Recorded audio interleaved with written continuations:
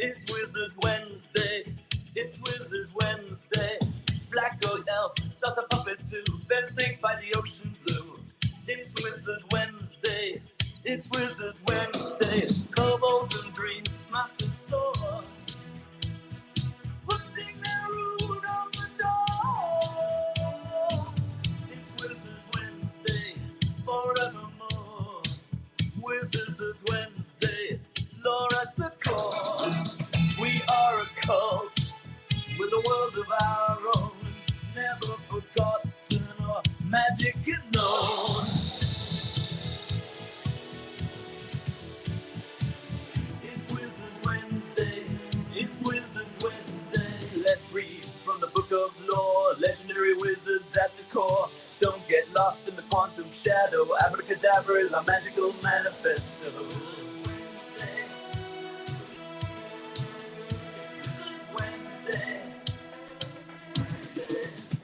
Eat a donut, set your soul on fire. The sacred flame on a funeral pyre. The seventh gate with golden locks. The nightmare imp with a treat box. It's Wizard Wednesday. It's Wizard Wednesday.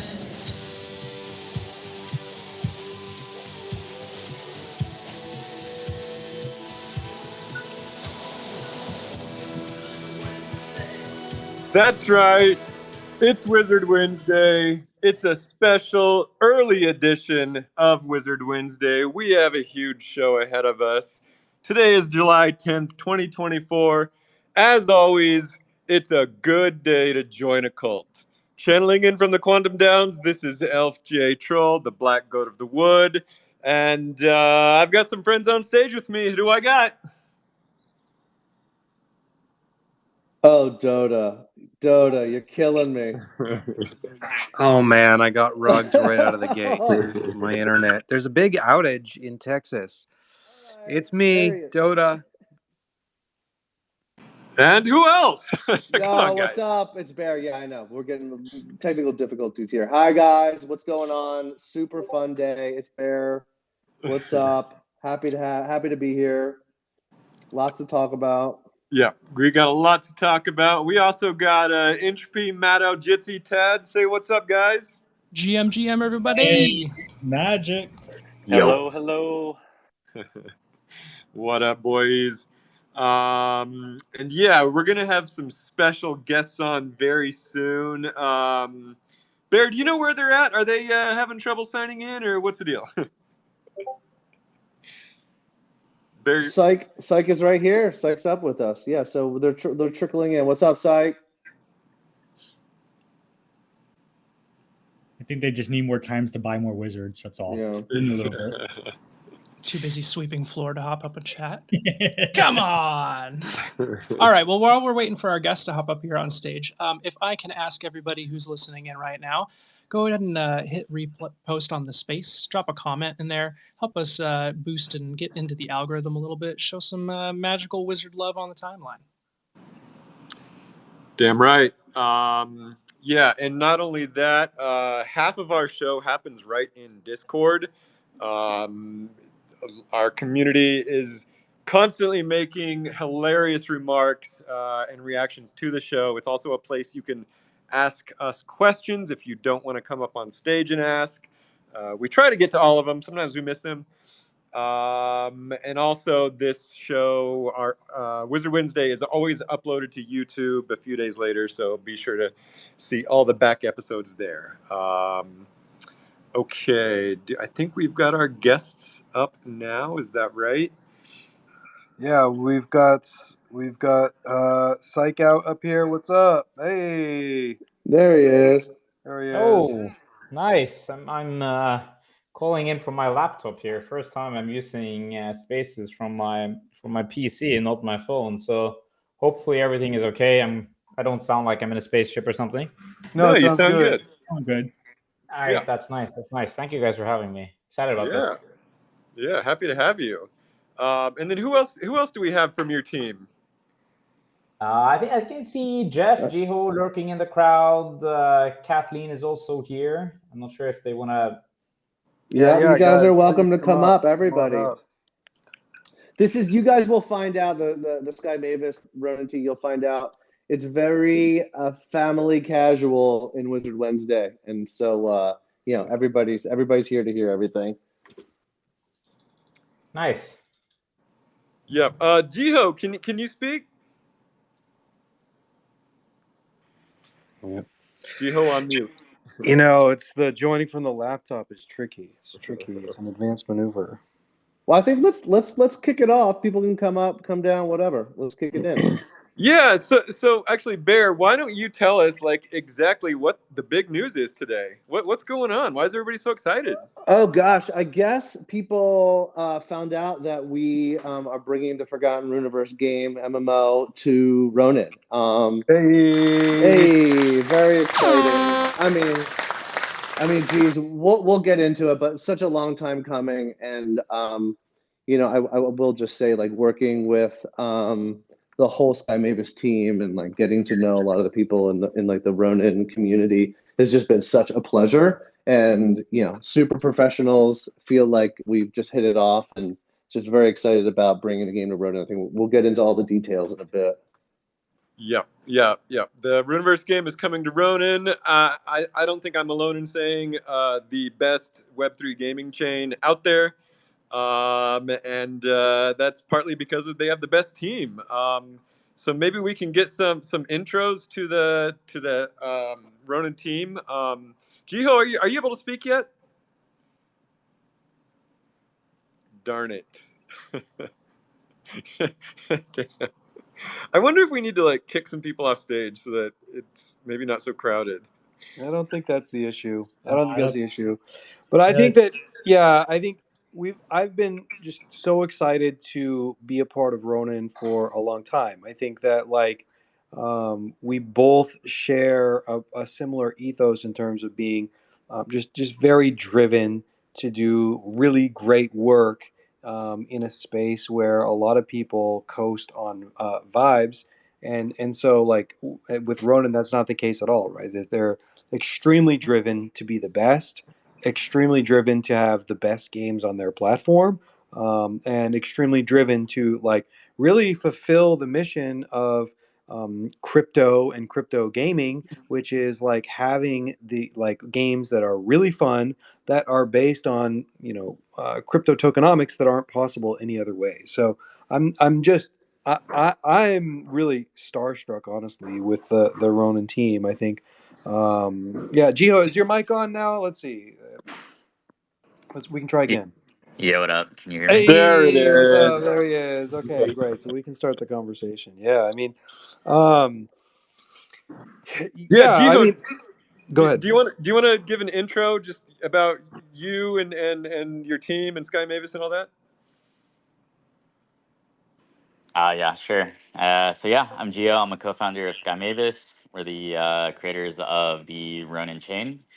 And yeah, Ronin is king of the gaming chains. Ronin is the #1 place to grow and build a Web3 game. And we're home to not just the first game to hit a Web3 game to hit 1 million DAU, which was Axie, but also the second, which is Pixels. So yeah, we have something amazing cooking here.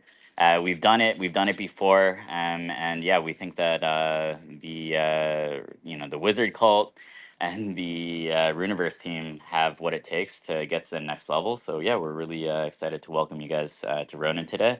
Yeah, this has been a long time coming. So finally, felt great to finally be able to pick up our Wizard. And yeah, I also felt the vibes and the strong welcome from the community.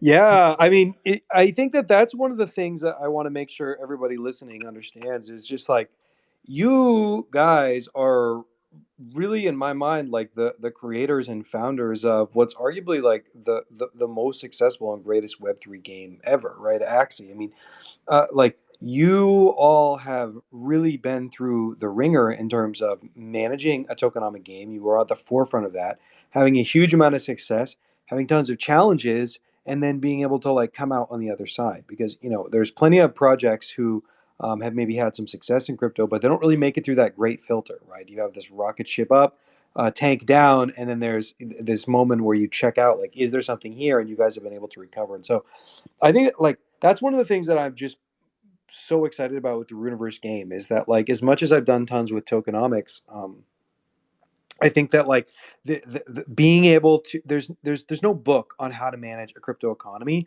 that understands the details. All that knowledge really lives at the people who have done it, and you guys have done it better than anyone. And so I'm just so excited to collaborate with you guys and your teams in order to like make another great crypto game. Yeah. Oh, go ahead, Syke. Oh yeah. I guess I'll also do a quick introduction for those who don't know me. I'm also one of the co-founders. I'm the chairman also at Sky Mavis, creators of Axie and Ronin. And listen, I'm super excited to partner with you guys on this. I followed Forgotten Runeverse for I don't know how many years, 3 years by now. I always wanted to find a way to work together, but a couple of years ago when we first announced Ronin, there wasn't really, we were only focused on Axie, and basically we made Ronin for Axie so that other teams would be able to join at a later date once we've ironed out some of the flaws that were there. And I think over time, what we wanted to share with different type of teams is, as Dotta was saying, like what are the things that we did with Axie that was very successful, and where are there room for improvements? And I think a part of what we really liked about Forgotten Runeverse is of course the IP. I think what you guys have made here is amazing, and also you guys have a lot of experience when it comes to building transmedia IP, and of course the community, which is very similar to what we have with Axie. So I also want to congratulate you guys for being accepted into Ronin as well, actually, because we have a very, very curated ecosystem. There aren't that many teams that we want to work with. So I guess this is hopefully a match made in heaven. That's what I think. Damn right. Yeah, absolutely. And I think that like, we were talking about this in our team meeting earlier, which is like, it's very easy for people to get kind of like tribal against competitors, but I think that one of the things that you see instead that's more beneficial is a network effect of games. And so you see that with Ronin, when you have such a high threshold, like a high barrier of quality for the games that can be there, and the games that are there are active and fun. It's self-reinforcing, right? But instead of having this kind of spaghetti approach where you have all sorts of like crappy games that nobody really plays, which is a lot of noise. When you have games that are quality, all kind of banding together, sending traffic to one another, collaborating with one another, giving airdrops to one another, it's really this virtuous cycle where everyone becomes more powerful. And so I think, yeah, we're extremely proud to be a part of the Ronin network and really look up to a lot of the games that you guys already have there. And then we have Han Tao, part of the Sky Mavis team. I don't know that he's part of the Sky Mavis team. No, I'm not part of the Sky Mavis team. I'm just a community member. Okay. No, okay. I actually run Jiho's fan club. I'm the leader of Jiho fan club. Oh, perfect. Okay. Perfect. Cool. Yeah, nice to have you up here. I mean, I would love to hear kind of about like some of the things that you guys are looking for on Ronin. Like, what are some of the you have this filter for the games that you're looking to kind of bring on. I would love to hear more about like what you guys are aiming for with Ronin, but in a like specific way. What are some of the filters that you're using to consider games, and really what your ideal like outcome looks like in Ronin games? So it's been a long process, I would say, to kind of narrow down the approach, and actually we learn a lot since we started this. I think since the beginning, the thesis has always been like we are looking for games that are able to bring in a mass audience into crypto. We believe that games are the best way to get adoption for crypto, because people learn about new tech through games. And then we started kind of narrowing it down. Does it mean that we need MMOs? Does it mean that we need PC type of games? We've never really been into the whole kind of AAA titles. We think that if games have a very, very long go-to-market without staying closely in touch with the community, it really doesn't make much sense for Web3. I think a lot of the learnings that we have with Axie is just how important it is to stay very close to the community and get feedback. And I think that's one thing that you guys are doing great. And that's also one of the reasons, one of the things that we filter for. And of course, it's game making ability. I think, but here is something that people are very focused on what makes a game fun. We focus on what makes games fun, but I would rather say that in Web3, it's a lot more about entertainment than just fun, right? To me, funness is such a word that people like to throw around, but I'm a competitive gamer. When I play games, it's for fun, but I think of it as entertainment. It's not like I'm always smiling whenever I'm playing a competitive game of Counter-Strike or Dota or Warcraft 3 or whatever. To me, it's I want to win, and I think those are some of the things that I look for particularly. But we have a very well, not a big team, but we have a very specialized team, so that we can kind of filter out very easily the people who are only here for the cash grabs, for example, and the teams that are only here for the short-term plays. It's not really attractive for us, and it's also about when we bring in a team to Ronin, we actually vouch for them to our community. We say that, okay, we've actually talked to these people. We spent a lot of time. We know that they can ship something. Of course, in Web3, there is no guarantee. There's a lot of teams that try something that fail. And we think that's actually okay too. They have to be experimental, which is another key thing that we filter for. Nothing great happens from going down the same path as everyone else. When we look at Axie, we tried something brand new. We separated experience points in the game. We turned them into smooth love potions and let the players, farm them and trade them from there. We created a fully open economy. Now, that didn't work as planned, like in the very, very long term, but we learned a lot when we did it. And on the way, we managed to get over 2.7 million daily active players at the top. We think that kind of attitude is massively important, and not being afraid to take some risks here and there. Because if you don't do that, you will never really succeed, in our opinion. I love what you just said so much. You wouldn't believe. You say Counter-Strike, I'm there. So I completely agree with a lot of things you said. I'm happy to hear it. Yeah, that's really interesting, because I think Web3 gaming is really just an entirely new thing. It's not traditional gaming, and it's not just a crypto product. It's a whole new third thing, and people there's always this debate online, which is like, okay, all you got to do is make the game fun, and then there's another cohort that's saying, no, all you have to do is just make it a profitable yield farming experience. But I listened to you, and I feel like you've cracked the code, which is, I really liked what you said about making it not just fun, but entertaining. And it sounds like you're really able to balance all these needs and features that the Web3 gaming audience is looking for. So, it sounds like you basically just spelled out the recipe for success of Web3 gaming. I think at least that's what we're trying to, so for every game that we work with, we also learn a lot from the Sky Mavis. I guess we could call it the publishing angle. We think that we can give a lot of great advice when it comes to go-to-market, community building, but we're not the game makers. Like, that is something that we trust to the teams that we work with. But we want to make sure that they are not making the same mistakes that we did in particular. But we also have some tricks up our sleeves that probably is a good way to execute things. But it also depends heavily on the entrepreneurs that we work with, right? I think there's a lot of strong opinions in this space from people who haven't necessarily shipped games, and there's a lot of people who think they know how to succeed, but very few people have done it. So that's why whenever we talk to teams, we look for that special spark, people who have been in the market for a while, people who know how to deal with the crypto kind of the markets in particular, who know how to talk to the communities that they have, because when the prices go down, you live and die by the FUD in your Discord, and the people who have experienced that, they are few and far between. So that's also very important.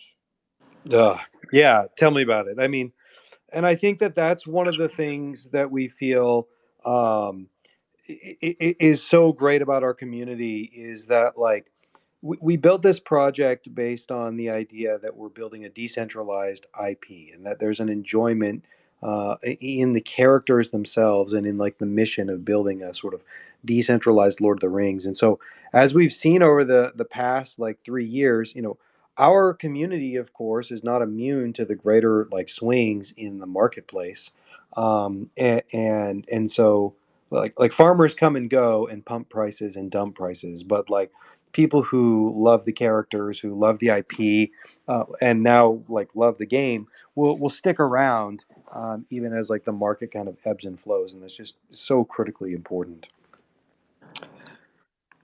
I'm gonna do some shameless fishing for compliments right now. So as mentioned earlier, you guys mentioned you've got an awesome track record. We could talk on and on about why Axie is awesome. We could talk about why Pixels is awesome. I'm curious what you guys saw in Forgotten Runes and why you wanted to bring it into Ronan, because I know why we wanted to work with you, but I'm curious what drew you to us. I'm fishing for compliments. Yeah, I think I briefly mentioned it here, but I can go through it very specifically. I think we like first of all, we think the IP has a lot of potential, and as Dotta was saying, I think decentralized Lord of the Rings, sure, that does sound quite appealing to me as well. I love fantasy. I've read I don't know how many fantasy books. I'm actually reading one right now. But I mean, always love that part, and I think that the IP side is very important for sure when we think about the potential for Forgotten Universe in the long term. I think we are now in a unique moment in time in Web3 where people can bootstrap new IPs that will be that can potentially change the world. When we look at Axie, I see something that has the potential to become the new Pokemon, right? That's the stated goal. That's always what we wanted to do, and I think that for Forgotten Universe, I can also see something equally as big, because I actually in my house right now, I received a care package from you guys, which is some of the comic books that you have, and I've been reading it, and I just think it's really great, and I think that the care that you take when it comes to those details are just is massively important, and that's what I mean when I said also transmedia IP. I think Forgotten Universe has the appeal more than just a game, right? It's about making people fall in love with the world that you guys are trying to create, and that can come from many places, right? Some people just want to collect and hold the wizards. Some people really want to play the games and farm the tokens. Some people want to read the comic books, but it's the cohesiveness of it that binds it together, that makes the sum greater than its parts, which is what was very attractive to us, and particularly I think me.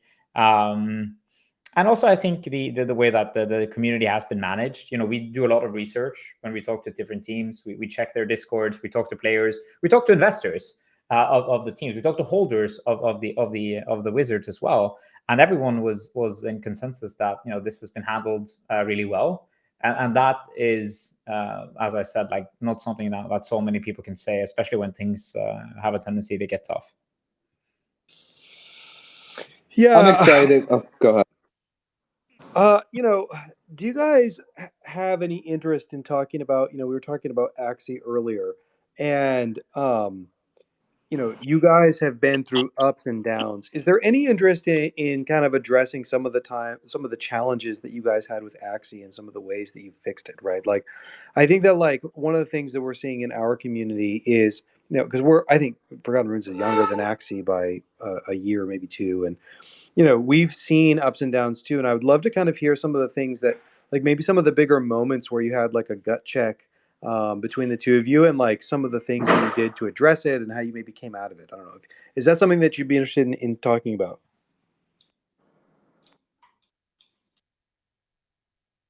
I mean, yeah, definitely. I mean, there have been countless ups and downs, right? So Axie is now in its 6th year of continuous development, right? So Axie was started in 2018, basically right after, right, like many of the co-founders, I met Alex playing CryptoKitties, right? So really, really back to the beginning of the NFT space. And there have been tons of challenges. There have been, right, crises with the community. There have been moments where, you know, the servers were going down because of too much traffic, right? Sometimes like success can actually cause way more problems than you anticipated, right? You know, there's like scaling issues, right? Like Ronin was actually built specifically to deal with right, the volatility in gas prices that we're facing.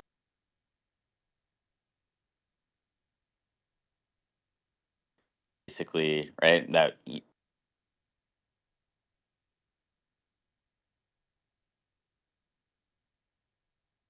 what you say you're going to do, that's important. That's also something that I noticed, right, that you've relentlessly built, put forth a vision, and you've gone on, right, execute continuously, right, on what you laid out in the beginning. There have been, right, it's been a rocky road, right? Like we've had right, dizzying success, skyrocketed up to 2.8 million. Very primitive product, right? Actually had been under 3 years, but a lot of that time we were building infrastructure, right? We were creating new models, right? Like the game that went super viral in 2021, that was actually a very primitive product. It didn't have all of the features that we actually thought would be necessary to get to that level of success, right? We thought that, you know, upgrading axes and having a ton of token sinks would be really important to even be able to get to that level, right? But we were actually able to grow exponentially, and right, we did have some issues and complications with the economy because we blew up even before we had expected, right? But I think all of that served to create culture, right? It's like all those memories, the ups and downs. Um, those are things that you go through with your community, and those kind of experiences help create a really strong relationship between the developers and the players. So. Yeah, yeah, 100%.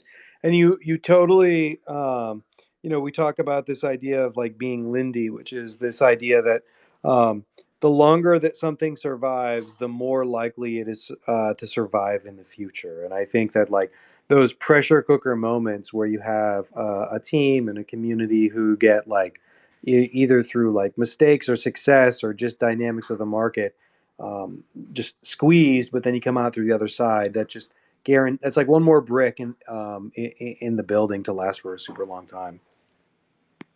That's what, you know, that's what we see with the Ethereum community, right? Like there's different schools of thought around even like the DAO hack. So I have a thesis that the DAO hack was actually the thing that allowed Ethereum to be successful, right? Because it set a precedent that the Ethereum community would be flexible to crises, right, and would be willing to upgrade the chain, you know, in different circumstances, right, and then kind of got a lot of the toxic people out of the community, and they joined, right, Ethereum Classic, right. So this is an example of, right, how sometimes Right. something that seems like a crisis or seems really bad in the short term is actually the thing that you need to get to the next level. So I mean that's how we look at all the crises and the bumps in the road that we've experienced over the years.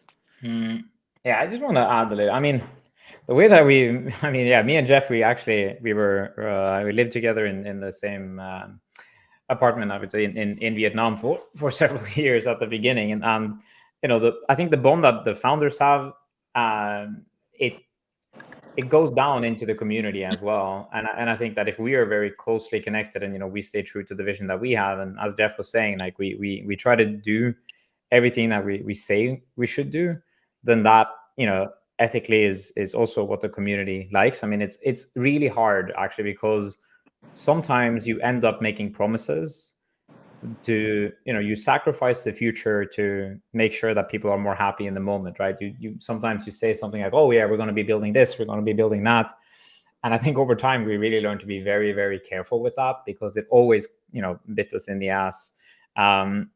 But kind of balancing that out with making sure that there is some excitement there is very, very important. I remember many, you know, not sleepless nights, but pretty close to it, where we had like massive arguments with the community about like disagreements. You know, there have been riots, you know, even 2 riots of, you know, breakout parts of the community was angry about some things that we did. But, you know, it kind of solidified the community, and and even us, right, hardened us so that we are now more resilient moving forward. And I think all of those hard things that we did, they set us up to face the hardest challenge of them all. When we got hacked for 600 million from North Korea, right? I think that was a rough period of time. And we're still here.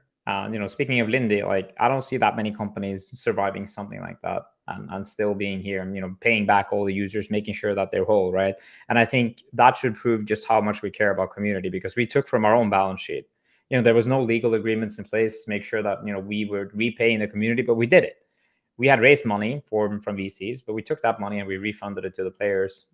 So I think those are the type of founders that we look for, founder fit, who will go, will try their best, and make sure that they survive through thick and thin in this community and in this industry. Because as much as I'd like to say that we have the recipe for success in Web3, we might be the closest team to find the recipe, but right now there really isn't any clear recipe to product market fit. The pie is still there for the taking, right? And I think once we really start seeing more successful games, they're going to be massive global hits, right? That's really what I believe in, because we're on the frontier. And basically going back to what I said from the beginning, like creating jobs, for example, inside the games, even though game developers don't really like to talk about it, like, that's what happens when you have a digital economy that is open, that is free. People find specialized things to do. That's what they did in Axie with breeding, with different, but the meta game of Axie wasn't strong enough to handle all the demand. That's why you need a MMO with different type of things that people can do, and jobs that are being created, other people that find things to do inside the game. I think that's incredibly critical. So I'm so excited about the next couple of years in blockchain, and I think that we're just on the precipice of something amazing happening. So I have very high hopes for Forgotten Universe in this case. Yeah, that's so insightful, man. I think, one thing I wanted to touch on is that, for us, I think both of our companies hold ourselves to a high standard, but at the end of the day, you can make something, right? But people need to see what you made. Some of the greatest creations sometimes never sort of see the light of day. And so I think for us, the real goal here, which I think totally aligns with you guys, is like, it's big. One, it's big. It's all bigger than us. We're just a part of it, and we can help incrementally push the space forward. I think that's a win in our minds. But also, how do we turn this into a real? We're running real businesses, but how do we bring this to tens of millions, hundreds of millions of people? Because, like you said, the pie chart hasn't even really been touched yet. And there's just so much opportunity. And so for us, when we build something, we think it's going to be the best, or at least respected and looked at as one of the best, right? And so our game is a critical piece in franchising our business, along with the television show, along with the comic book series and board games and stuff.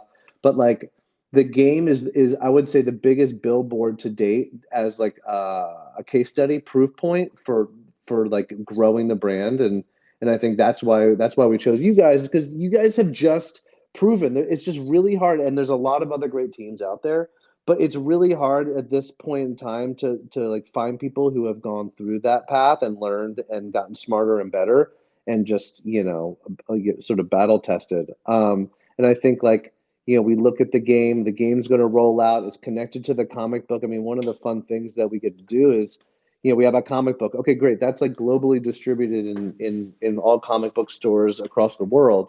But how do we use that to further something else we're doing, and putting comic codes on the back of the comics for people who buy the comic to get free in-game items? These are the really fun things that you get to start doing once all the pieces are on the chessboard. And I'm really just looking forward to, I guess what I'm trying to say is I'm looking forward to the game helping us sort of get to that next phase, because you need these big things, and 3 years in the making. So excited. Yeah, I think one thing Bear's touching on is just your abilities in distribution, and how you've already got a massive community following in your ecosystem. I think something really funny that we all woke up to this morning was our Discord giving us a warning that we were being raided. But it wasn't a raid; it was just all of your community coming in and asking questions, and it was awesome.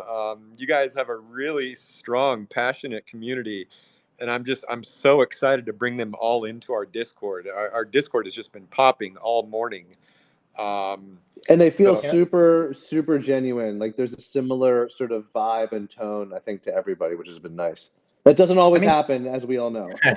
It's actually a I part think of one of it. the fun I would things, say. right, leading up to this was basically, right, there were certain detectives, right, Agosho, Kagion, right, who basically had it kind of sussed out what was happening, right? And we gave like a very pretty vague tweet, right? We said that something magical is coming to, the Ronin ecosystem, and, basically last week and on Friday. So, the community is just like super hype. I think they were all excited, right? They want an MMO, they want super strong IPs, they want collections, right? That also have like these deep histories on the Ethereum network as well, or EVM chains, right? So, I think you're checking a lot of the boxes in terms of like the community's wish list, right? So, uh, yeah, I think I was like impressed that the detectives were able to jump on it so quickly. Yeah. Actually, speaking of communities, there's someone who's been a big supporter of you guys, Axie and Sky Mavis for a long time, and then someone who's been one of the biggest voices and supporters of Wizards is Bill Gaines. And so I know Bill Gaines is up here. Maybe Bill, if you wanted to say something, I think today you were pretty happy, and hopefully we put a smile on your face. Oh yeah. What's up, Jiho? What's up, Psych Out? You guys are some of my favorite people in the space. Really excited that my two favorite communities get to come together. My DMs were flooded this morning with all sorts of people from Ronin, like I asking think me, Bill like, could you used to like manage our Discord, or sorry, our Telegram, right? no, the Telegram has been shut down for quite some time. But yeah, I did that during the height of the Axie experience. It was a fun time. But yeah, I'm so excited to just have the two communities come together. I'm feeling really stoked that all the morons are coming here, and we even have a moron global community that has nothing to do with Ronin. So maybe we can get some of the weirdest Roners in there. Uh, but yeah, just really stoked on everything. I think that there's a lot of people from that Ronin community who reached out wanting to do some Forgotten Runes related collabs. So really happy. Bill, what do you think is like the number one similarity between these two communities? Well, I think that both communities have really passionate artists and gamers, and like that was the art was the number one thing that brought me to Forgotten Runes. And it was also like one of the things that we did with our Axie program is we tried to recruit artists into our guild and also help them make a name for themselves. And that's where Shadow came from. Shadow came from an art contest that I hosted, and here he is 3 years later, three years with me. He's making art for the cult pretty regularly. So it's that's probably the biggest overlap is just the artists and the gamers.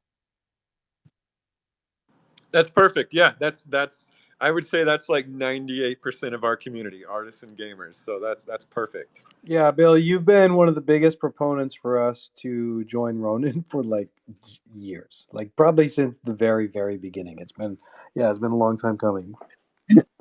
Yeah, I believe in Ronin, and I believe in the people behind it, and I believe in the community. That's it. Like they got the secret sauce. Y'all got the secret sauce too. You're just like a smaller version of Sky Mavis. Just Just maybe back when they had like 2,000 daily active users and there wasn't a whole lot going on. I'm honestly like I'm both excited and a little bit scared to see how quickly things grow from here. It's been kind of a sleepy bear market cycle, and just really excited to have more people here creating, making things, and like participating. I think there's a lot of people who are in the Ronin community who will want to make lore and who will want to make art and who will want to be a bigger part of the cult than just the games. Yeah, I mean, speaking of it being sleepy, you know, it just feels like, at least for me, the timeline is kind of, it's not like bullish, it's not bearish, it's just kind of, people are just they don't have much to talk about, and so I feel like I'm excited to get the game out over the next like month or so. Because I think people want to start playing things. I think people want things to do. They want to be entertained. They want to have fun. And you know, I think that's what good games are doing, right? And you know, obviously Sky Mavis is doing that across Ronin with the other partner games, and we're seeing such success. I think people are just looking. People got smarter, and a lot of people got flushed out, and now people who are here want the thing. They want the product market fit, and I'm excited to be a part of that. It's gonna be really fun the next couple months. So speaking of the game, right? Like I've heard rave reviews. I've like watched people play actually over their shoulder a bit. Just a couple of weeks ago, we were testing it out. I've heard like amazing reviews from some of our investors, community members. Yeah. So what should we be expecting, right? I guess what should the community be expecting moving into this? I guess the closed beta test, right? That's rolling out relatively soon.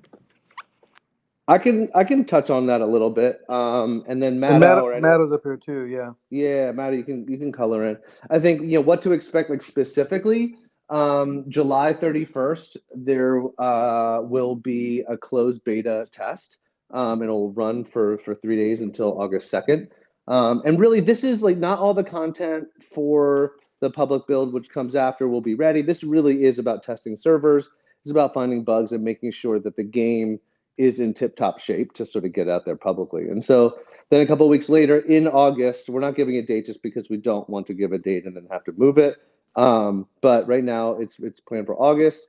The public gameplay event will be, and what's cool, and Matt, maybe you can sort of touch on this and give some detail. But we were originally planning to have two separate builds to that ran one after the other, and I think given the sort of the timeline with how the deal and announcing and all that stuff and just development, made sense to combine them. So the next build, I think, is, I'm so excited because a lot of stuff is even just new to us, in terms of like just getting to play with things. And Matt, it would be awesome to sort of talk about all the new sort of loops and the depth.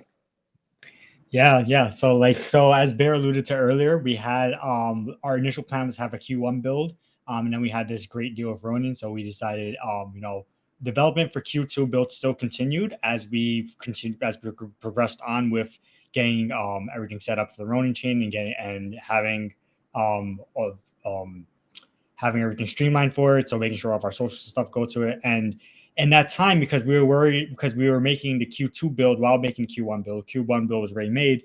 Now it's time that we're launching on Ronin, and we were like, hey, we can combine these two builds. So we have Q1 build, and it has not everything that was planned in Q2 build, but a large chunk of it was in that Q2 build that was planned there. So it's going to have dungeons, and it's also going to have the ability to build on plots of land, and the ability to also decorate your interiors that you build on your plots of land too. So it gives you a nice, before the Q1 build, the build that we had for last year in November was mostly focused on just getting like the combat and the gathering gameplay loops, and we didn't see any of the dungeons, and we didn't see any of the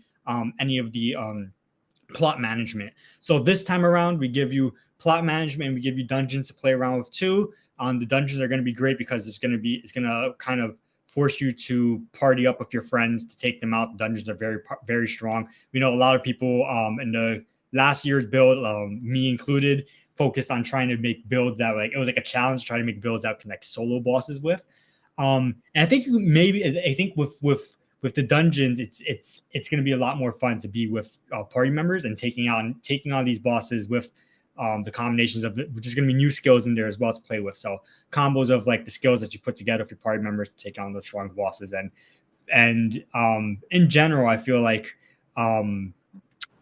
this build that's coming up, there's going to be, if you played last year, you're going to be very excited for everything that's coming in this one. Matto, my favorite thing from the last, I guess, build we did was battling and then teaming up with fellow cult members to do battles.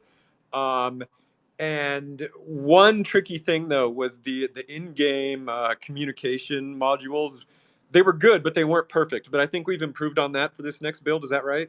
100%. Yeah. So we took a lot of feedback from the last build, and one of the major things that stuck out was we felt it too. Like communication felt like it was a bit harder. So there's actually a global chat now, or not a global chat. Sorry. There's like a map chat that you can talk for everybody in mapping now. Later we'll be adding party chat and stuff. But for right now, this build has just a map chat. But with that, you're able to communicate with your party members in map without having to alt tab into Discord and stuff. Obviously, that option is still available if you wish, but you have the ability to talk to anybody who's on the map with you. If there's somebody who you're collecting materials with or whatever, and you want to tell them, hey, you want to party up for the boss, you can do it right in game, right there, without having to tap into Discord and ask who's in the map with you right now. So that's really and exciting. For new folks who haven't really played the game either, I think that at a high level, really, the game is an MMORPG, and there's, one way of classifying is there's basically 3 loops. There's owning things and crafting there. There's exploring, and then there's the combat loop. So the combat loop, right, is you're going to go off to different areas and different levels and encounter enemies and dungeons. And when you defeat the enemies, you earn resources and rewards, and you'll use and materials, right? And then you can go back and use those materials to craft weapons, to craft materials for your house, to craft items that then you can use in the game.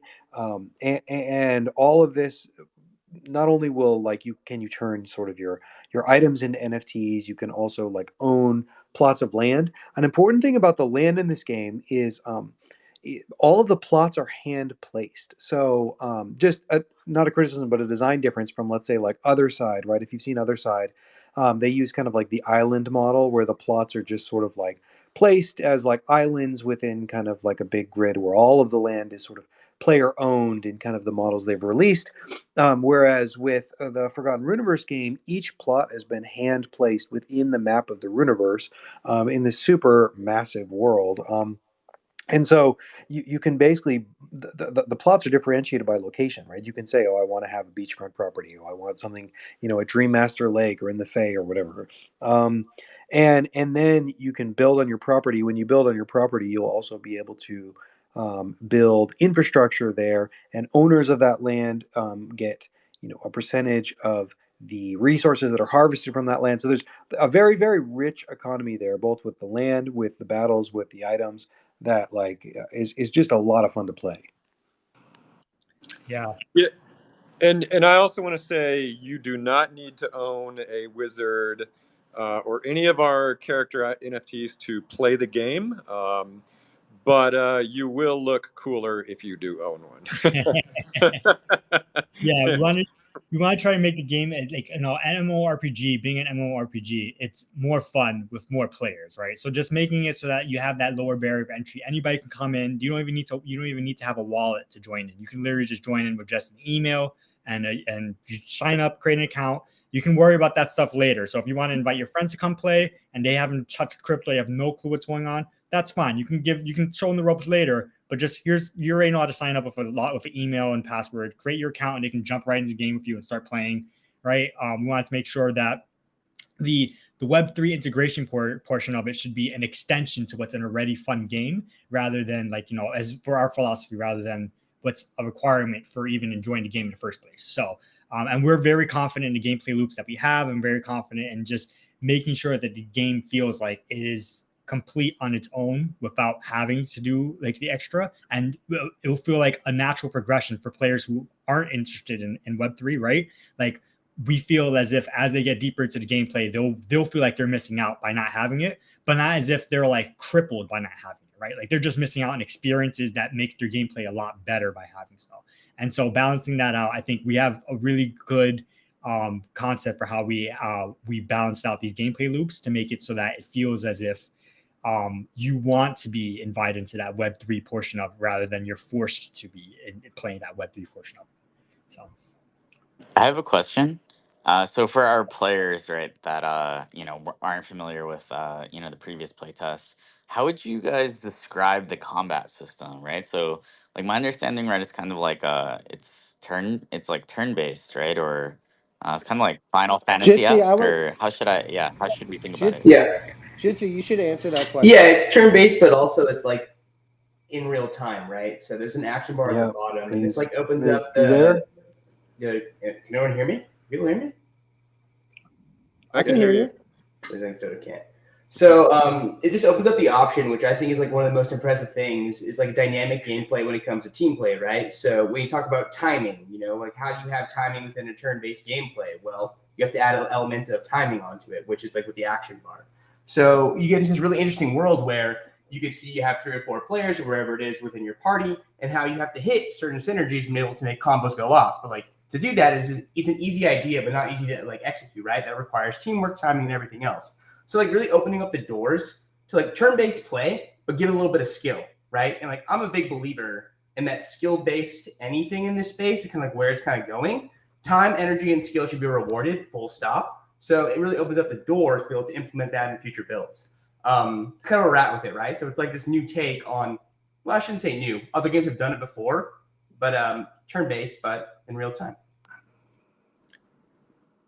Yeah, and adding, I have another question as well. It's actually related to too much activity.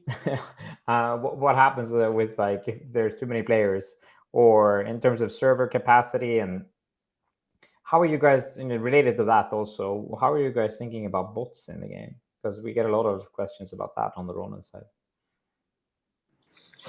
I mean, yeah, I think that like it's something that we'll take as we go. I think I don't know. I don't really have like a deep answer other than it's just something that I think that we'll work to make sure. That's actually probably the right answer, because I don't think anyone has the answer to it, and it's mostly because you have to observe the behaviors, right, of the players and take rapid action, or the bots in this case. But let's be honest here. It's a constant game of hide and seek, I would say, where you try to find out the people who are abusing the systems, abusing the monetary system in particularly. So I'm excited to see how this will work out. My history it's about being prepared. Is actually before we started Forgotten Runes, writing bots is actually my area of expertise. Not for games, but for crypto in general. And so but I think that writing let's say white hat bots is one of the most fun things that you can do. So we're very well like prepared to be able to kind of tackle that problem, because I think that like you sort of have to be able to think like someone who creates bots if you're going to think about how to defeat them. So yeah, but we'll have to take it as we go. I have a confession actually from back in 2020, 2021, when we hit product market fit with Axie for a period of time, and it was growing like crazy. And I think we had about 20, 30 people at the time, and we didn't really have that many systems to start tracking bots. And I remember I was doing like Discord management, and I was trying to like threatening people. It's like, yeah, if you like, I was basically saying that we were tracking all of the details. Of course we couldn't track it because we didn't even have capacity to track anything, because we were trying to keep the servers up. It was like it was pretty like a shit show, because we could see that people were trying to abuse what was happening, but we weren't able to necessarily find out everything. But of course, as time went by, we were starting to learn more about those kind of behaviors. But I think the moral of the story is you have to use everything you can to fight against these guys, because they're out to bot and to extract as much value as they can from the system. But any worthwhile game will get botted, right? I think that has to be the assumption, we have to work from there to see how it goes. Yeah, exactly. If somebody can write a bot that extracts like 1 penny per hour and you like leave that unchecked, then all of a sudden you're going to have like a million of those bots like extracting as many pennies as they can. So you have to keep a tight thumb on that for sure, especially in a crypto game. But I think that's what's great is just like being prepared, like you guys are saying. Like the fact that you have that background, Dota, and Rune has the experience. Like as long as we're looking out for it, we'll be able to identify. I think you get when you're blinded and you're not looking, and it comes the other way is when you get into a lot of trouble. Yeah, that's something that we can share with you in terms of particularly data patterns that we've seen where there are a lot of farms in certain areas. So I think those are some of the knowledge sharing that we think is important. Yeah, I also think that crypto gives you unique opportunities for combating bots because you do have a system that's built for like adversarial situations. And so, for the best example would be like economic incentives, and that you're able to kind of like design systems where people have either funds at stake or funds pledged that can actually provide like an economic deterrent towards bots. But still, regardless, yeah, to make a fun game, you need to be able to like keep an eye on it. So yeah, eager to work with you to be better at that. Yeah, no, I'm super excited to follow as well, and you know that's something that we get asked about a lot because people try to criticize Ronin for having some bots, but I think, as I said, like there's always going to be bots where there is economic activity and where there is some value to be extracted. Yep. Right? Yeah, the most successful game is going to have bots because it's the best game.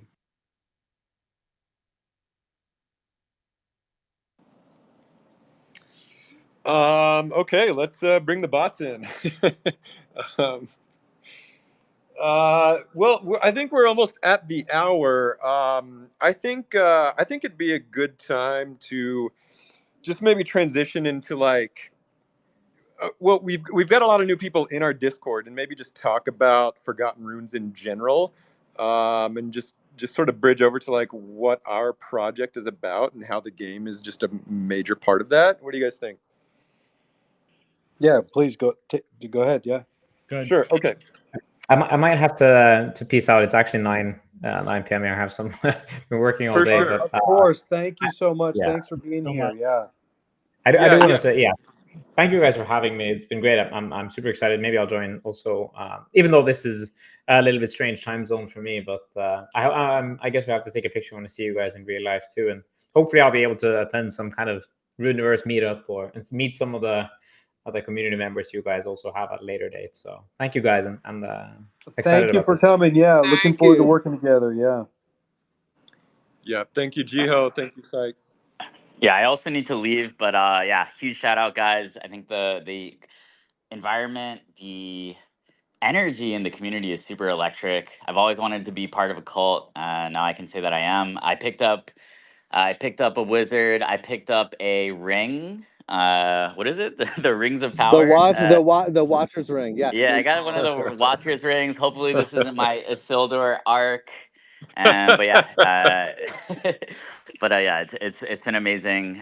This is just the first step. I'm super excited for the playtest. I'm gonna be grinding that, and hopefully, I'm at home when it happens, which I should be. So it's good timing. So I'll be out there grinding. And it seems like it's my type of game. So.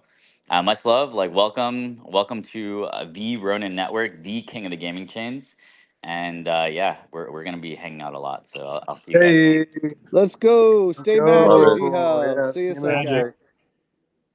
Love it. Awesome. Thanks, guys. Okay. Before we pivot to Forgotten Runes, I think we had a few people come up. Let's see. Just raise your hand if you want to talk. We got KG and we got Adam H. Whoever wants to. Hollander. What's up? Yo, What up, buddy? what's going on, you shadow hat? I always forget about these on Wednesdays, and then somebody just tagged me. I appreciate that. Reminded me to jump in for a couple minutes. But big day for you guys. Congratulations. What do you think? you. Thank you. What do you think of Ronin? Do you know much about Ronin? I'm always interested. You know, I don't know as much as I probably should. I've of course heard of it. I've dug into it, I'd say at a cursory level. But look, you guys are excited. I'm excited. I know everything that you guys do. You go through with a pretty methodical nature, and so I'm a big fan of pretty much everything you guys do. Big fan of Runeverse, and look forward to seeing what's next. We love you, Adam. You're the best. We really do. Thanks, man. Appreciate y'all. Awesome. Let's Yeah. get into So talking. Yeah, let's talk about it. yeah. So for all the newcomers, welcome to the cult. We're happy to have you here. Stick around. I love seeing all of the new action in the Discord. Hopefully, you've discovered that our community is just lovely. They've from what I've seen this morning, they've all been super helpful, answering questions, been very warm and welcoming. So stick around, and let me just talk a little bit about what the project is about overall. Um, so the way I like to describe us, if I was going to use just one phrase, is open source Middle Earth or decentralized world building. And so, what does that exactly mean? Well, in the past, you had these worlds like the Star Wars universe, or Lord of the Rings, Middle Earth, or Game of Thrones, Westeros, and all of these worlds were built by mostly just one creative genius at the top. Um, but we came along and we said, what if you could decentralize that entire process? What if instead of one person building it, you could get an entire community of passionately devoted fans to build the world with you? And so that's the core of what we're doing. And so how do you build the world? Um, it's really just open to anyone who is passionate about creating and building. And when I say creating, that can be art, that can be stories, poetry, music, video games, animation, sculpture, fun experiments in programming, hell, even cooking. We've seen wizard cookies. Anything you want to build in our community is welcome. Probably the next level up beyond that, though, is actually buying one of our character tokens, a wizard, a warrior, a soul, a pony. Because what that will do when you own one of our character tokens is that will allow you to actually create all the story and biography around that character. When you own a wizard, for example, you'll be able to write their entire story in what we call the Book of Lore, and that is that's a digital book that's on our website, and it's basically where you put the lore for your character on chain. And so writing for your character is an excellent way to world build with us. Um, why would you write for your character? Why would you create lore for your character? Is it just to tell fun stories and that's it? No, there's actually a lot more that comes along with that. When you put lore into our book of lore, we do all kinds of crazy things with it. Um, Probably the most fun thing we do is we take that lore, we take all that creative information, and we funnel it into our larger media expressions. For example, we've got a physical comic book out in the world right now. It's a 10-issue series. There are currently 5 out in the world, literally in brick and mortar comic book stores. So we have taken a lot of the lore that you all have created and we literally put it into the comic book. A lot of our community members see their characters in this comic book. And not only do they get to creatively contribute to this comic, but they're also going to get paid for their creative contribution. Bear, don't we have some checks that are going to be mailed out soon?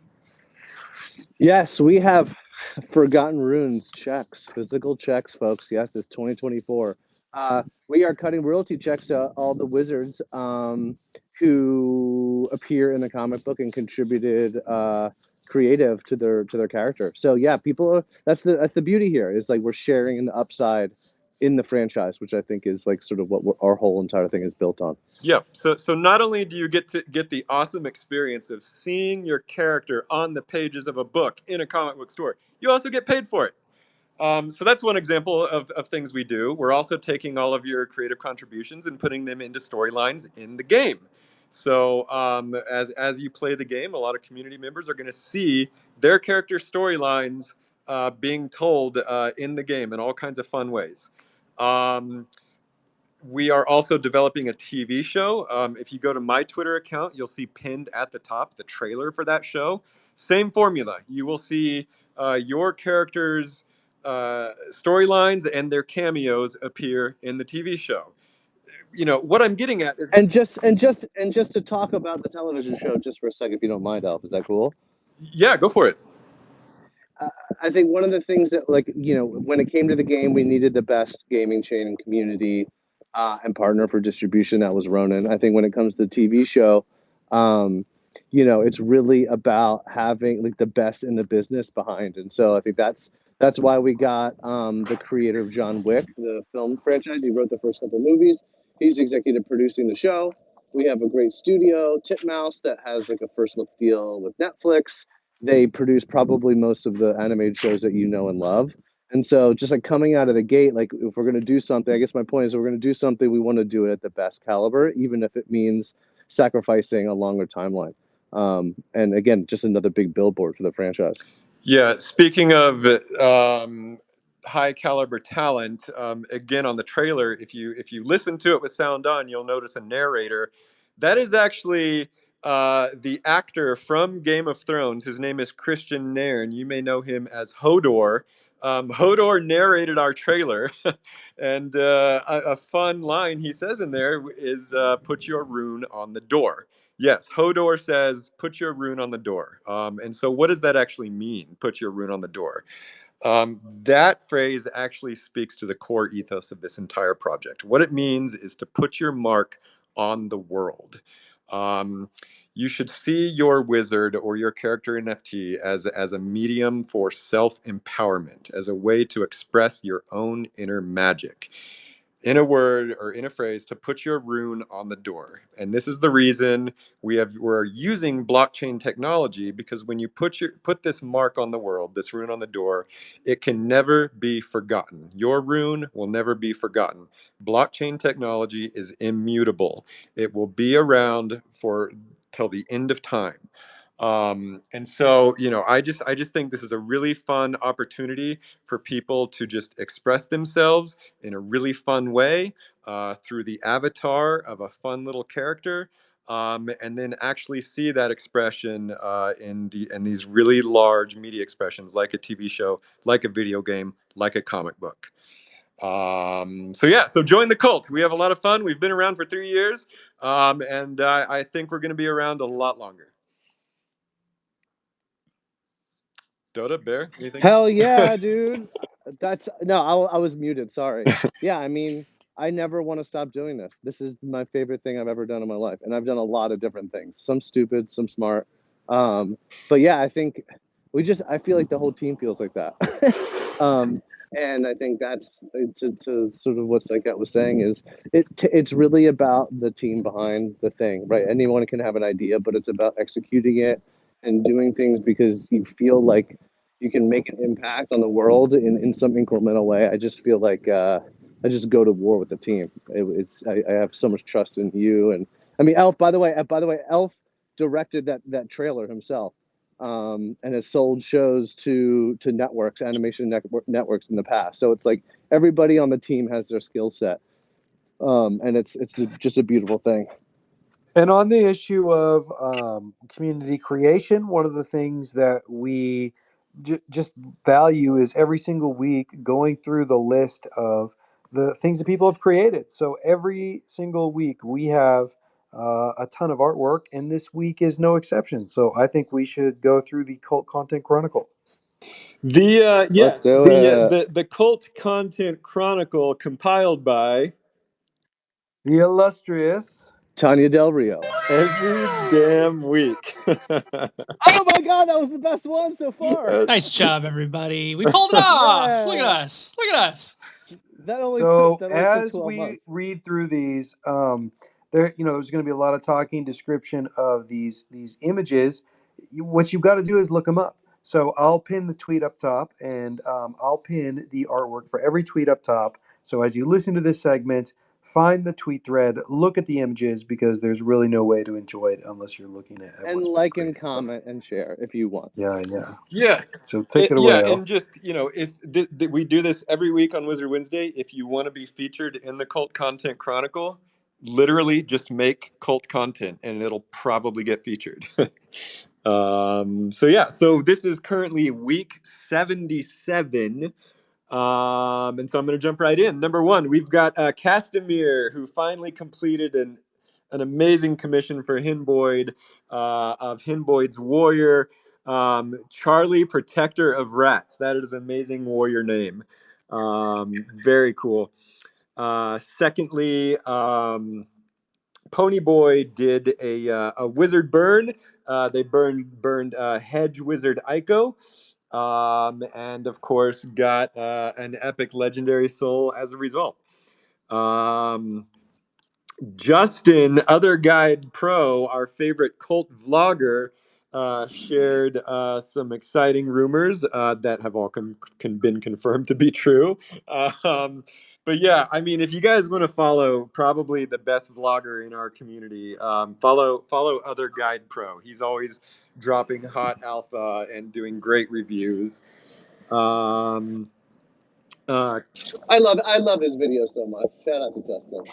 Yeah, for real. The one he did just like a few hours ago was hilarious. Him just reacting to the Runeverse trailer. It's so good. Yeah, it was. I was watching him the whole time. Yeah, exactly. Yeah, he's great. Okay, Color Coin Soul did a hilarious version of Cheddar Bob's Shroom Wizard. Damn, I kind of want my wizard drawn in this style. Just a chubby, cute little wizard. I love it. Cosmic Birds NFT shows off her pixel art skills using Microsoft Excel. I did not know you could do pixel art in Microsoft Excel, but it makes perfect sense. By the way, fun fact, that pixel art, she transferred to cut up Post-it squares and came to the Bear Cave and posted that exact kobold head on our window. That's right. Yeah, I remember that. Super cute. Magus Devon, who basically commissions one piece of art for every week, is showing his latest by 888 Hattie Me Too. I know I pronounced that right. Super cute commission. Tad Major shared his latest character in the hilarious Fat Gotten Runes Wizards collection. Basically all of the wizards, but they're fat. So you can go mint that. Cool. They ate too many donuts, I guess. Just like me. Like me. But yeah, you can mint that now on Zora. And then Daniela Illustra, one of the other most prolific artists in our community. Daniela has a piece in pretty much every single Cult Content Chronicle for months on end. This week, she's showing some work in progress on the Two Crows Bazaar. I love the Two Crows Bazaar. It's always awesome. I'm wearing my Two Crows Killed My Duck hat right now. Oh, I love that hat. I love it. I love it. And then Daniela is also showing another piece in progress of a Corvid wizard. Clooney the Rat, who is just an amazing builder in Nifty Island, continues his progress on a tower within Nifty Island, a wizard tower, a runes tower. I always love seeing Clooney's progress. He's like a master builder in Nifty Island. This is one of my favorites. Tanya is actually doing just these adorable, freaking cute illustrations for her wizard Magus Chio. Tanya is just one of the cult favorite artists. She's just got this amazing style. So yeah, check that out. Another amazing cult artist, Oz, shared some pixel art he did for the portfolio day. Just beautiful pieces of artwork. These were mintable a few months ago. I'm not sure if they still are, but I know I bought some. And yet another great artist, Shadowy, shared his portfolio day as well. Shadowy has been doing this just amazing mini comic. I think it's some of my favorite work I've seen from Shadowy. Yeah, the mini comic is just awesome.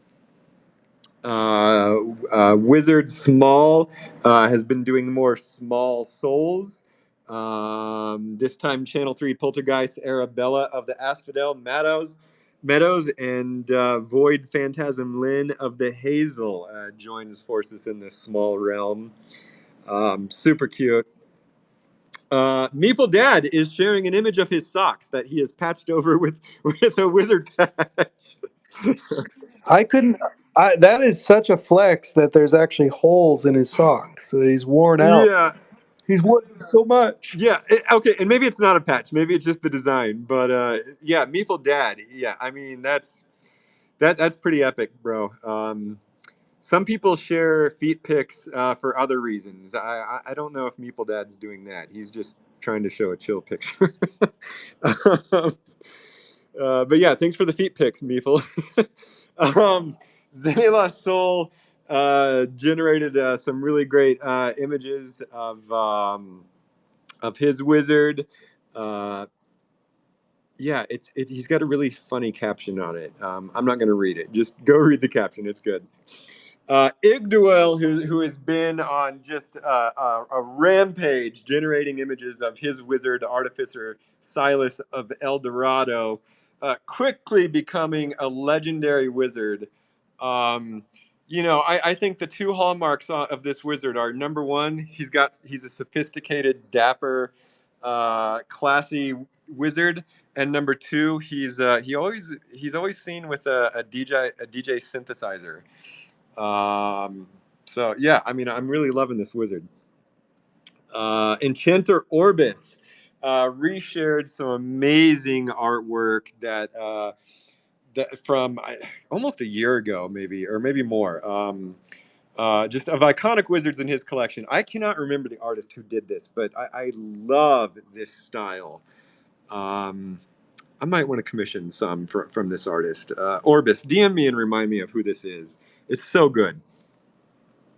Jason DeSante continues with the daily dancing Wizzy Vizzy Viddies, number 48. Basically, just mashing up dancing wizards with skater videos. I love it. Meeple Dad going forward, continuing with Riddles in the Dark. We are at day 191. And then finally, Magic Monday News hosted Ponyboy to talk about the epic burn. Magic Monday News is just a great community-led show that happens obviously every Monday. And I think that's it. I want to throw one of my own pieces of artwork in there. I'm maybe doing a little series on what I call forgotten media. And the first entry into the series was an 8-bit video game cart. So you got to get that in the Chronicle, Tanya. But yeah, I think that's it. Do we have anything else that we want to talk about? Dotta, do you want to talk about the Forgotten Market? You touched on it last week, but is it official Oh now? yeah. Yes, the market is out. The market is out. So one of the things that I alluded to yesterday is that the new market is cross-chain. We have Polygon, we have ETH, we have Ordinals, and what I couldn't tell you yesterday, but I can tell you now, is that we added support for Ronin. So still, it's going to use the Mavis market contracts under the hood, and the listings will be a little bit rudimentary right now. But yeah, we'll have a tighter integration there. some really cool features on the Forgotten Market. One of them is the map. There will be a Forgotten Zillow map browser where you can pick your perfect plot of land. And then I think it's also just a great way for us to organize a lot of the community projects. So one of the favorites is, of course, Rune's TCG. We've talked a lot about doing cards, and we want to do more cards. And I did some cult content of rare Dota cards a few months ago, and I think that like adding more support for cards is something I would love to do. So there's just a lot of things within our ecosystem that needed custom features, right? We've got 3D models, we've got walk cycles, we've got affinity, we've got lore. There's the land for the game and the rings and the attributes for there's all these things within the community collections. So getting it all under one roof in a marketplace where it aggregates across Blur and OpenSea and Magic Eden and all these places, it basically lets us elevate our own collections and how they're custom. It lets us elevate the community collections as part of like the bigger story of Forgotten Runes. So yeah, just super excited about it. The plan is that we will open source it once we kind of get our feet under us. So it might still be a few months yet, but that way the community will be able to add features if they want or make feature requests. So yeah, very excited for the new market. We launched this market on the Forgotten Runes domain. So it's marketplace.forgottenrunes.com. I did a big tweet thread about it yesterday, but yeah, very, very excited to kind of have a home to organize the chaos a little bit. Bill, hand up. Oh yeah, Acid wanted to do a couple DAO announcements. Oh sure, yeah, Acid, come up anytime. Well, I'm in the room with Bill. Oh, okay, great. Can I? What's up, Acid and Bill? Hey, just eating some lunch. The main thing is that there is elections going on right now for the 3 open seats on the council for the DAO. So I know there are a lot of new listeners in here. So if you're not familiar with the DAO and you're in, I guess you need a token to see it. But if you get a token and then you want to participate in the DAO, head over to that channel. It's House of Wizards DAO, How DAO.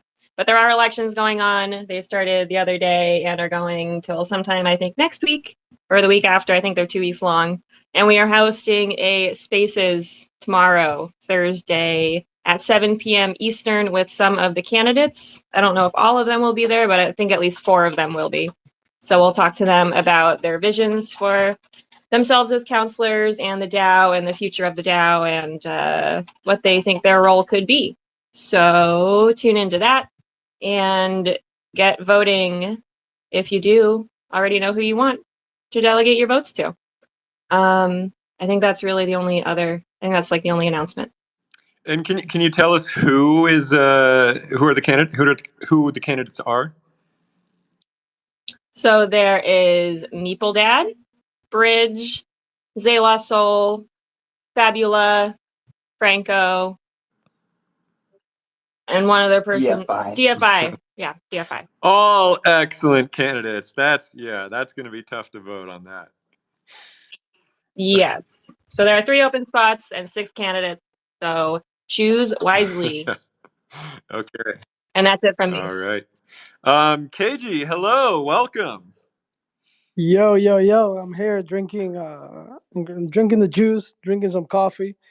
I'm enjoying the space, and a shout out to Building that actually helped me at the beginning when I was trying to figure out some information. So shout out to you, bro. I just have a few questions for me. It's about pumpinomics, how are we gonna pump this to Valhalla? Is there is there gonna be any tokens in the future around this IP? Some type of like governance token, and then on top of that, land sales. How and when is that going to happen? If I have a wizard, do I get access to the land sale? And if I have a land, do I get access to a guild? Because right now I see. Go ahead. Look at KG looking for the alpha. I don't think we're going to be able to answer all those questions just yet. But at the very least, I think we can talk about what benefits will accrue to Wizard holders. Our first concern, right, is that we're going to make a fun game that people like to play. Full stop. Like, we make a game that's fun, and then I think that you can let everything else fall in line. But Dotta, you can talk about specific benefits for wizard holders, right?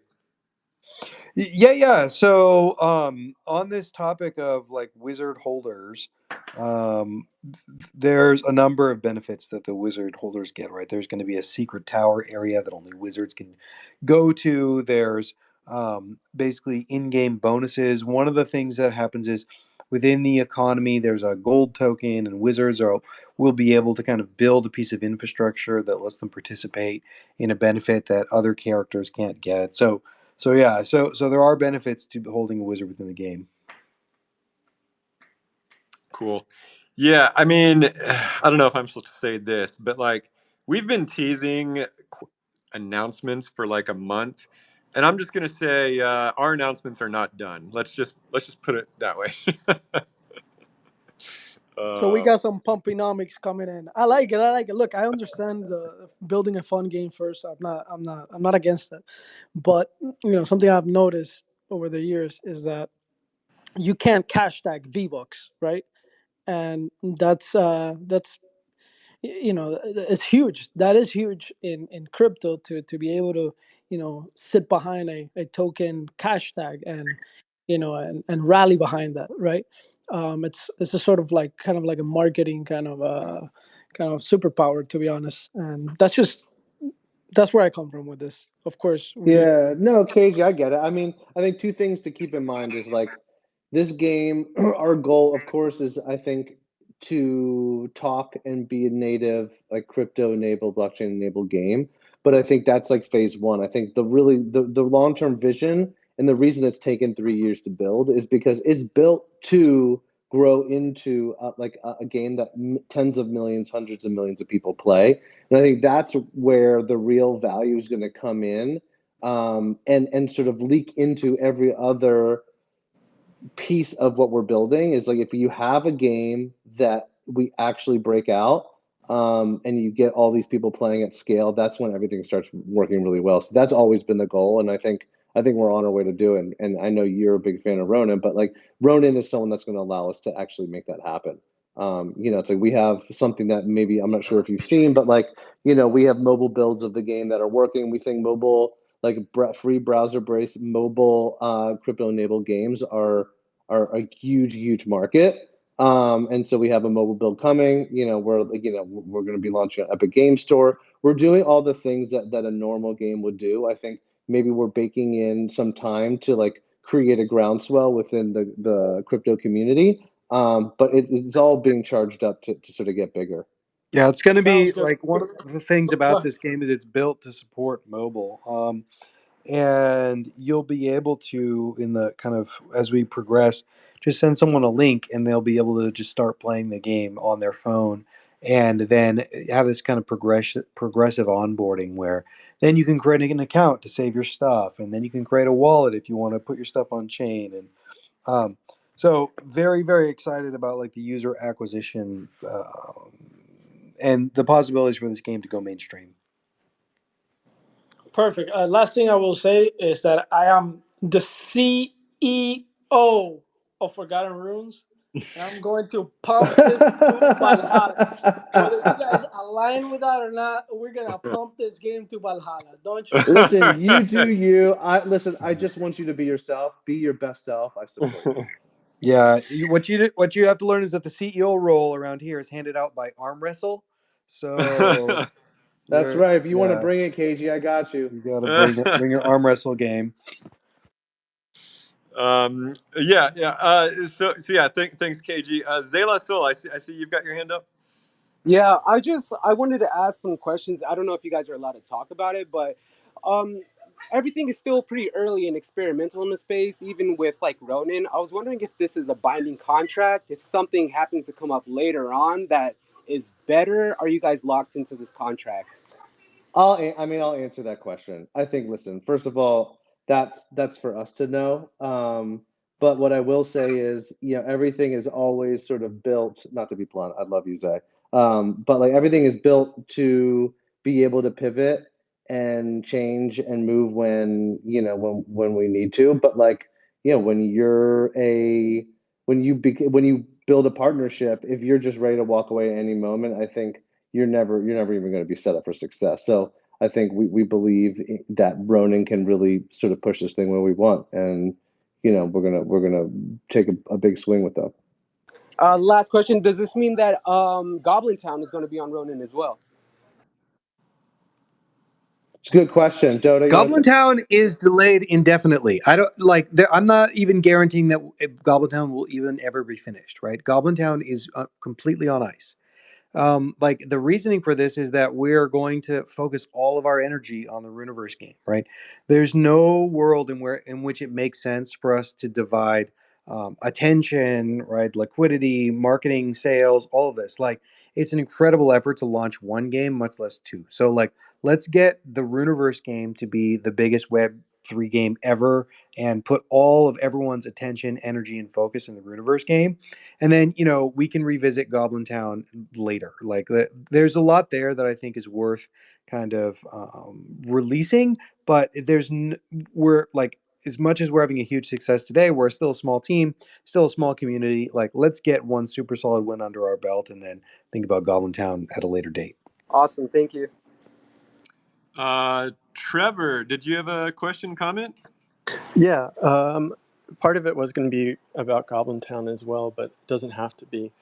I just know that Goblin Town had a really well-built ecosystem in it, so it was making me wonder if you guys made your decision on Ronin also based off the Polygon ZK EVM. Like we could have like a Wizards chain. I was thinking more of a Goblin Town chain, but maybe having your own Wizards chain on the Ronin L2. Yeah, we've talked about it, right? Like, we wouldn't be the first project to kind of talk about starting their own chain. I think that like, the even Ronin's ZK EVM.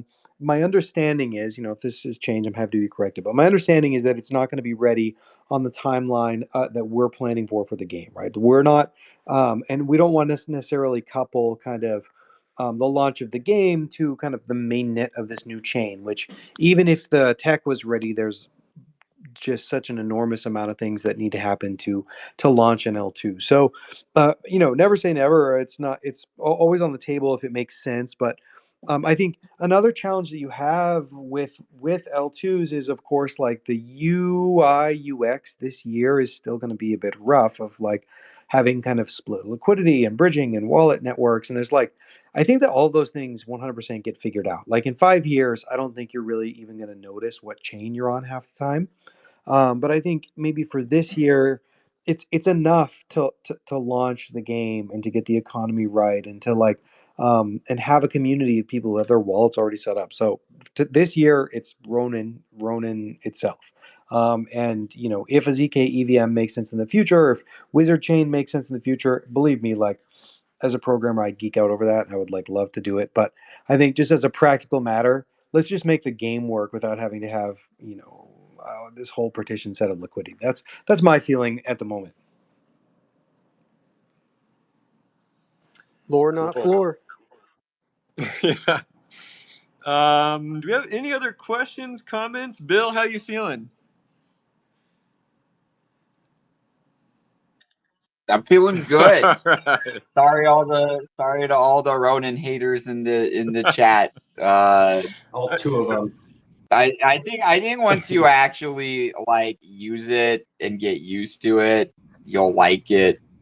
It was my first experience outside of like using ETH or Bitcoin was using Ronin, and it's so smooth. And then you go to something like Solana, and you're like, whoa, it's trash in comparison. Things are really like things can be this bad. Right. I completely agree with Bill. I wanted to like piggyback that, and like I don't know how many months ago I decided to spin up my Ronin wallet just to like get an idea because I started diving into all the ecosystem, getting understanding what they were doing, and the wallet itself is fantastic. Like I have no complaints. I've used Ron in recent mints, even, and everything is like pretty much flawless from my side. Like I don't. Yeah, again, there's 2 people hating on Ron on our Discord right now. Go use the wallet. It makes it much more effortless than it compared to like some other wallets across multiple chains. I just like don't see where the hate's coming from. I'm a big fan. I have it open right now. So I also think now Gene and I were talking about it earlier today is, you know, in order to grow, you have to like build into new like frames, and you know, using Ronin is going to make some people uncomfortable at first because it's new, and you know, in crypto, people get comfortable with the tools that they use, and then they don't want to like step out of that because it's hard enough to get comfortable anywhere. And so I think it's just part of the nature of growing and doing different things is, you know, having to have those growing pains. And I agree with you, Bill. The experience is really smooth, and it's just a matter of time. You know, you don't like doing everything you have to do during the day, but it's just one of those things, and I think it's going to be worthwhile to play the game. Every move that a crypto project makes pisses off about 15% of the community. And if we only have 0.002% of the community upset, then I think we've broke a record. I think basically everybody's happy with this move. I know I am. And Jitsi and Bill giving their approval only makes me even more confident. Night Owl Birdman, I saw that you came up, buddy. How's it going? The myth, the man, the legend. That's right. Guys, it's been a long time, you know. I just had a baby, so you know, my hero. I'm now new parent, you know, trying to sort out my stuff while kind of not participating in the cult too much. But at the same time, you know, you scheduled this Wizard Wednesday slightly earlier than usual, so it was a perfect time for me to kind of join in before everybody's asleep. So I don't care about the development questions you're talking about in here. I have an important question, the question that is still unanswered for years. Where is that evil anarchist black goat of the wood lore? When is it coming? He's back at it again. Night Owl, I knew, like, as soon as you came up, I knew that's what you were going to ask. I tell you what, I'm gonna give you an original answer. I'm gonna do it soon. How about that? Have I ever said that before? Fair enough. I think I've heard that before, you know? I just hope that it won't be shelved as, you know, Goblin Town thing. No. No, I'll do it soon, Night Owl, just for you. Because honestly, I don't know if I've said this before, but I do have it written in my head. I just need to put it on paper. So. And make sure you make the font black, you know, so it will be black on black. People who don't need to realize that, they won't know it's still it's already written, you know. That's right. That's right. But anyway, guys, you know, I'm kind of staying away. I'm still kind of following what you're doing. So still fun that everyone is around, that the project is still developing, fun stuff coming ahead. You know, certainly we'll join in as things will amp up. But now baby stuff is the more important thing. So anyway, good luck with everything.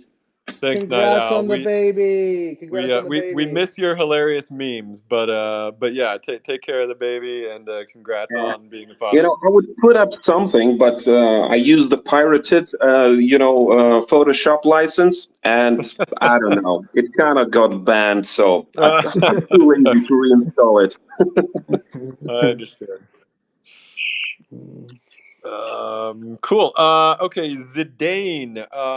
Did you have a question, comment? Zidane? Maybe not. Okay, I'm trying to let Frintagon up, but I think our stage is full. If anybody wants to volunteer to leave so I can let other people up. Okay, yeah, Frintagon. There we go. Let's see. Here comes Frintagon. Frintagon, hello. What's up, man? You're yeah, Frintagon, what's up? Hey guys, congratulations. Hey, thanks. Hey, yeah, it's just super amazing to hear good news again after a long time. Yeah. Yeah, so I have a question. I don't know it's gonna be who can answer it, but uh, from the in-game economy, since the last time, probably since the launch of the key quantum gift, the main idea up to today is still the same. Does anything change? Are we gonna keep lean into more active gamers perspective? If someone can answer about it. I'm not Dotta? sure what your question is. I'm not sure I understand. Okay, so inside of the game, you're gonna have some stuff that it's gonna be happening with the uh, crafting items and blueprints and other stuff, right? So um, is that still in the same lean on the on what you're planning to guys to do, or something changing from next Yeah, last year up to date? I think I know what you're saying. Everything you experienced in the last build is still going to be there, but I think we're just adding stuff on top of that, if that makes sense.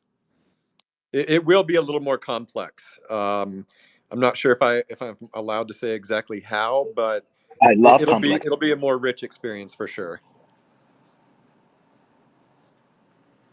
I don't know if Matto or Dota, you guys want to add to that? Yeah, no, I don't have anything to add to that. Yeah, I think that Okay. the economy that you played before is it's like really in the same direction. The mechanics are the same direction, but it's just we've continued to build on it. Yep. Okay, Zidane, did you want to ask anything? No, Zay, I see your hands up. I just want to make one more announcement. So me, Yugdul, and Jitsi are trying to like throw some like wizard parties before and after Wizard Wednesday, maybe starting out a month from now. We had Right. Bam Bam pop into the Discord and give us some like pointers on how they do Midori Land in the 10K TF. So if anybody's like a DJ in the community and wants to try to spin a set, maybe DM me and we can get you in the thread. I love that. Yeah, I want to see DJ Flash Step on the ones and twos for sure. I want to know who has Gwendolyn, that the original like spinner for the cult, like that first Oh, team. yeah, I think Shark Child, aka Enchanter Orbis, is the owner of Gwendolyn. But of course, Sweetbread is the one who I think drew Gwendolyn as a DJ for the first time. But yeah, I think. Sorry, go ahead. That was me. Oh, okay. Anyway, I'm gonna let Phil up. Let's see. All right, I'm gonna step down now. All right, thanks, Zay. Phil, hello. Yo, what's up? Can y'all hear me? What up? Yeah, we can hear you. Cool. Sorry, it looked like I was getting rugged on my side. Hey, just wanted to say congrats. And then I did have one question as Sure. somebody that is not a wizard yet, but I've been searching for the forever wizard for entirely too long, to be honest with you. But let's say somebody joins today, right now, today, because I'm sure you've got a bunch of new people jumping into the Discord, picking up their forever wizard. And if they wanted to build out the lore and it was empty, like let's say nobody has done it yet, is there still a possibility that if they were really into that, because I think honestly that's, personally, I'm a boomer, but I think that's really honestly one of the coolest things you guys are doing, is letting people build out that lore, that story about characters. I just think it's awesome. Is there still a potential that they could down the line be a part of a TV show or a comic or whatever else you guys are going to craft up? Because I'm just sure you guys have a million other things coming because you guys always deliver. But that's a question I have for you. Yes, there is potential for that. I mean, the comic book, no. The comic book is totally written and is in full Well, production. not every issue though. Just like we have. Well, the like, first 10. Yeah, Right. but we're gonna make comic books until I keel over and die. So Okay, sure. So, yeah, so you Yeah. won't be in the first 10, but we're still building more on top of it. The answer is yes. Here, there's 100% room for. Yeah. There's definitely room for the show. And I forgot to mention one other thing about a reason why you would add lore to our whole world, which is we also take all this lore and we use it to train a large language model or a large lore machine, aka the Loracle. And it's really freaking cool. It's this super conscious that knows all the lore about our entire world. It's trained on the Book of Lore. It's trained on our wiki, aka our Wikipedia, and then a bunch of other just custom information that I've written. And so when the Loracle is trained on on the community lore, this allows other community members to cross-reference anything you may have written that they can then use to just add flavor to their own lore. And so that's sort of one way we achieve a semblance of continuity across the entire world, is having the Loracle be a really great reference point for anyone who's writing a story. And just to get back to just again more directly, Phil, like even this week, me and Elf were on a call with the Bisana game team talking about different characters that we would want to put into the game as NPCs, and we were looking through the book of lore. So, and that's like an active thing that's just going on all the time. I mean, the game, like as I'm sure you know, good games just have refresh of content and new things to discover. So that's always sort of refreshing. The comic book, yes, more books. I'm not sure if you heard before, but like we're cutting checks to the people who made it into the comic book, that signed license agreements, that that help contribute to the creative of the comic book, even in a seed form. And then we're going to take that same model to the television show, although that's much further out. But directly, yes, like that's the whole point, is you put into the book of lore, and there's a shot at making it, seeing yourself in all these media expressions. Yeah, I think that's actually the coolest part. I love that you guys are paying it out, but like honestly, for me, like I just think it's to me that's just so Web3 is like being able to see your wizard, freaking in any of these forms. I think is just awesome. Agree. It's not about the money. It's like it's literally it's about what you just said. I mean, even when we were doing the play test last November, and even doing them like closed with the team, just seeing your wizard friends that you talk to all day long as their wizard running around, and you're like teaming up and battling, and like that. How freaking cool is that? And then like we did it with like the 3D models for the Nightmare Run. So like seeing yourself, your avatar, in all these different iterations, it's just the best. It's just the best. There's something I honestly I did not expect for that to sort of hit me so hard. It's but fun. it really did. Yeah, it struck me in a way that I was not expecting. Yeah, and I'm going to add one more thing, and maybe I'm jumping the gun. Dotta, you can yell at me later. But this whole idea of building up a community of creators that builds a world. We talk a lot behind the scenes about other ways we can incentivize this, specifically with blockchain rails. And I'm not going to give any details right now, but it's definitely something we talk about probably every week. And I think lately we've maybe had some really fun ideas on exactly how to do that. So it's really just core to who we are and what we're trying to build. Yeah, the crypto really shines not only in like payments or trading with speculation, but rather like building new economic incentive systems, and you're able to build a network of people who are economically aligned for, in this case, a creative purpose. And there's something that's possible here that's never been possible before. And so, yeah, we're going to build that, but let's get this game underway first. Love it. Appreciate the answers, fellas. Just love what you guys are doing for sure, and I'll have a wizard soon. All right, thanks, Phil. You'll be right on time when it happens. So I don't know, how long have we been going? Are we approaching 2 hours? Yeah, almost 2 hours. You getting tired, yeah. Bear? No, I have another Spaces at 2. Okay. No, it's okay. I think we're about time to wrap. Unless there's any other questions, comments. I think I'm good. Okay, Entropy, you got the outro song ready? Oh yeah, let's go. All right. All right. Well, yeah. You can fire it up, Entropy, and I'll just talk over it. I just want to say thank you to the Sky Mavis team for joining us on this special edition of Wizard Wednesday. I want to say to all of these new people in our Discord, welcome to the cult. It's very exciting to see all this new activity. We're happy to have you. Stick around.